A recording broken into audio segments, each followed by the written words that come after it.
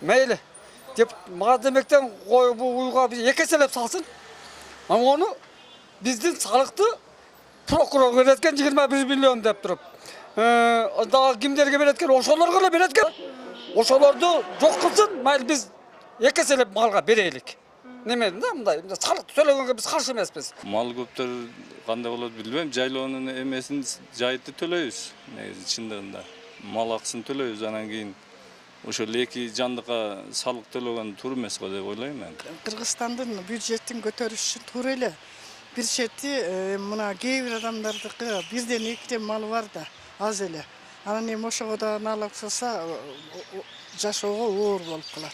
Ал эми жана көп малы барлар барго, жанакы 100дөн кою барлар, бир 20-30дан немеле жылкылары бар фермерлерге. Аларга салыш керек налогду.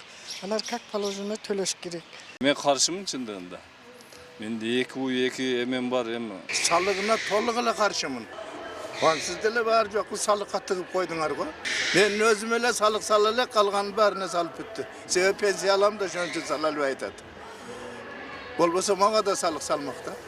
Эми караш керек да, мисалы үчүн бир мал, эки мал, аз эле мал кармаган болсо, ого салыктын деле кереги жок да менимче.